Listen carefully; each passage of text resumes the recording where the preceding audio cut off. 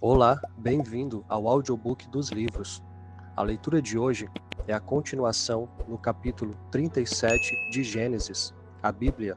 Se este conteúdo te agrada, considere se inscrever no canal, curtir, ativar o sininho de todas as notificações para que você não perca o próximo. E não deixe de compartilhar com aquela pessoa que você lembrou. Gênesis capítulo 37. E Jacó habitou na terra das peregrinações de seu pai, na terra de Canaã. Estas são as gerações de Jacó. Sendo José de 17 anos, apacentava as ovelhas com seus irmãos, e estava este mancebo com os filhos de Bilha e com os filhos de Zilpa, mulheres de seu pai.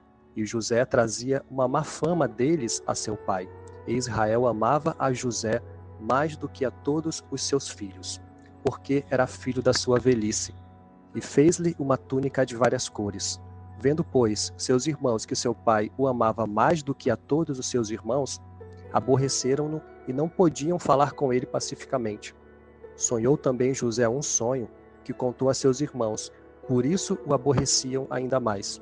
E disse-lhes: Ouvi, peço-vos, este sonho que tenho sonhado. Eis que estávamos atando molhos no meio do campo, e eis que o meu molho se levantava e também ficava em pé. E eis que os vossos molhos o rodeavam, e se inclinavam ao meu molho. Então lhe disseram seus irmãos: Tu, pois, deveras reinarás sobre nós? Tu deveras terás domínio sobre nós? Por isso, tanto mais o aborreciam por seus sonhos e por suas palavras. E sonhou ainda outro sonho, e o contou a seus irmãos, e disse: Eis que ainda sonhei um sonho, e eis que o sol e a lua e 11 estrelas se inclinavam a mim. E contando-o a seu pai e a seus irmãos, repreendeu o seu pai e disse-lhe: Que sonho é este que sonhaste? Porventura viremos, eu e tua mãe, e teus irmãos, a inclinar-nos perante ti em terra? Seus irmãos, pois, o invejavam. Seu pai, porém, guardava este negócio no seu coração. E seus irmãos foram apacentar o rebanho de seu pai junto de Siquém. Disse, pois, Israel a José: Não apacentam os teus irmãos junto de Siquém? Vem e enviar-te-ei a eles. E ele lhe disse: Eis-me aqui. E ele lhe disse: Ora, vai e vê como estão teus irmãos, e como está o rebanho, e traze-me resposta. Assim o enviou do vale de Hebrom, e José veio a Siquém, e achou um varão, porque ele andava errado pelo campo, e perguntou-lhe o varão, dizendo: Que procuras? E ele disse: Procuro meus irmãos, dize-me, peço-te, onde eles apacentam? E disse aquele varão: Foram-se daqui, porque ouvires dizer: Vamos a Dotã. José, pois, seguiu seus irmãos e achou-os em Dotã. E viram-no de longe, e antes que chegasse a eles, conspiraram contra ele para o matarem. E disseram uns aos outros: Eis lá vem o sonhador mor. Vinde, pois, agora, e matemo-lo, e lancemo-lo numa destas covas, e diremos: Uma besta fera o comeu, e veremos que será dos seus sonhos. E ouvindo-o Ruben, livrou-o das suas mãos e disse: Não lhe tiremos a vida. Também lhes disse Ruben: Não derrameis sangue.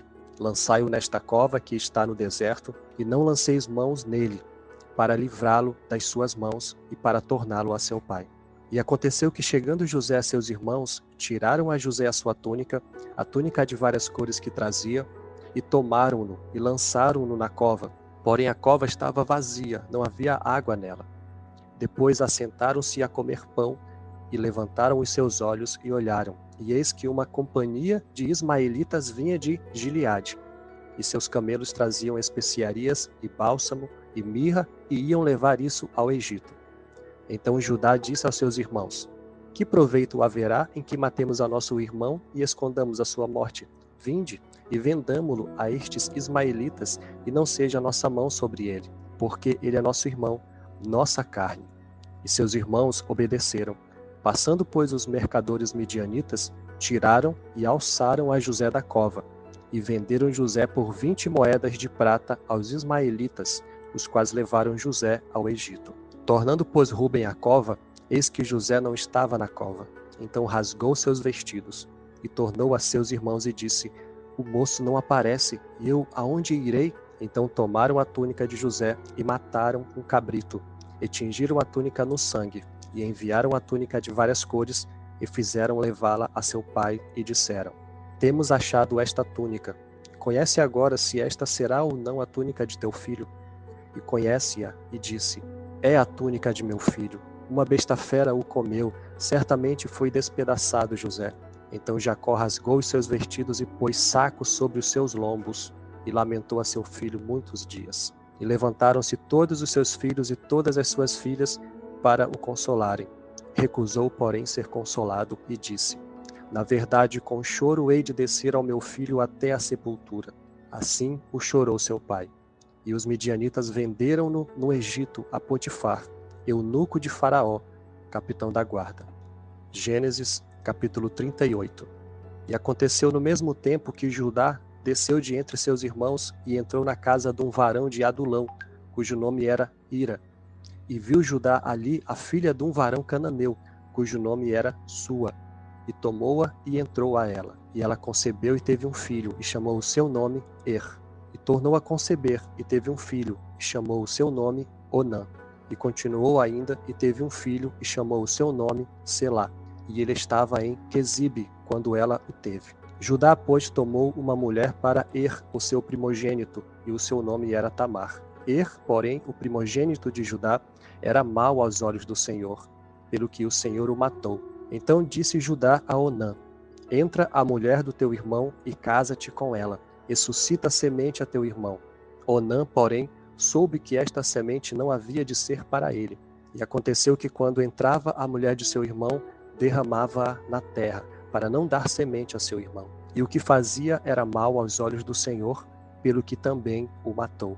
Então disse Judá a Tamar, sua nora: fica-te viúva na casa de teu pai, até que Selá, meu filho, seja grande. Porquanto disse: para que porventura não morra também este, como seus irmãos. Assim foi-se Tamar, e ficou-se na casa de seu pai. Passando-se, pois, muitos dias, morreu a filha de Sua, mulher de Judá, e depois se consolou Judá, e subiu aos tosquiadores das suas ovelhas em Timna, ele e Ira seu amigo, o adulamita. E deram aviso a Tamar, dizendo: eis que teu sogro sobe a Timna, a tosquiar as suas ovelhas.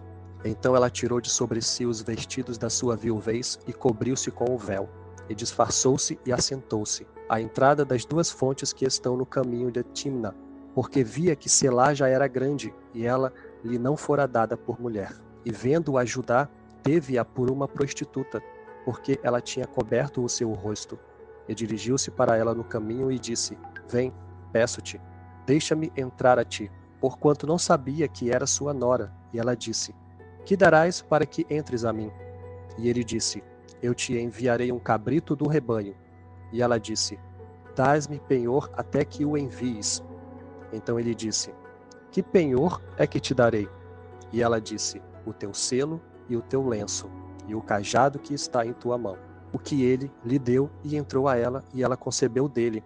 E ela levantou-se e foi-se, e tirou de sobre si o seu véu, e vestiu os vestidos da sua viuvez. E Judá enviou o cabrito por mão do seu amigo, o adulamita, para tomar o penhor da mão da mulher.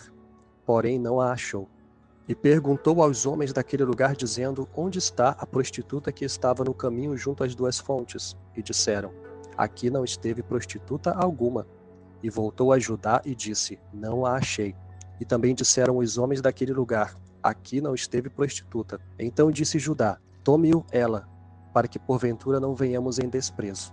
Eis que tenho enviado este cabrito, mas tu não a achaste. E aconteceu que, quase 3 meses depois, deram aviso a Judá, dizendo: Tamar, tua nora, adulterou, e eis que está pejada do adultério. Então disse Judá: tirai-a fora para que seja queimada. E tirando-a fora, ela mandou dizer a seu sogro: do varão de quem são estas coisas eu concebi. E ela disse mais: conhece, peço-te, de quem é este selo, e estes lenços e este cajado. E conheceu-os Judá e disse: mais justa é ela do que eu, porquanto não a tenho dado a Selá meu filho. E nunca mais a conheceu. E aconteceu ao tempo de dar à luz, que havia gêmeos em seu ventre. E aconteceu, dando ela à luz, que um pôs fora a mão, e a parteira tomou-a, e atou em sua mão um fio roxo, dizendo: este saiu primeiro. Mas aconteceu que, tornando ele a recolher a sua mão, eis que saiu o seu irmão, e ela disse: como tens tu rompido? Sobre ti é a rotura. e chamaram o seu nome Pérez. E depois saiu o seu irmão, em cuja mão estava o fio roxo, e chamaram o seu nome Zerá. Gênesis capítulo 39. E José foi levado ao Egito, e Potifar, eunuco de Faraó, capitão da guarda, varão egípcio, comprou-o da mão dos ismaelitas que o tinham levado lá. E o Senhor estava com José, e foi varão próspero, e estava na casa de seu senhor egípcio. Vendo, pois, o seu senhor, que o Senhor estava com ele, e que tudo o que ele fazia, o Senhor prosperava em sua mão, José achou graça em seus olhos, e servia-o. E ele o pôs sobre a sua casa, e entregou na sua mão tudo o que tinha. E aconteceu que desde que o pusera sobre a sua casa, e sobre tudo o que tinha, o Senhor abençoou a casa do egípcio por amor de José. E a bênção do Senhor foi sobre tudo o que tinha, na casa e no campo. E deixou tudo o que tinha na mão de José, de maneira que de nada sabia do que estava com ele, a não ser do pão que comia.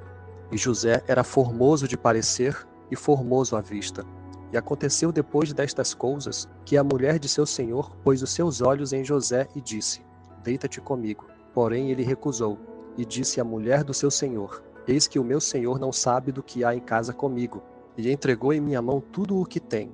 Ninguém há maior do que eu nesta casa, e nenhuma coisa me vedou, senão a ti, porquanto tu és sua mulher. Como, pois, faria eu este tamanho mal, e pecaria contra Deus?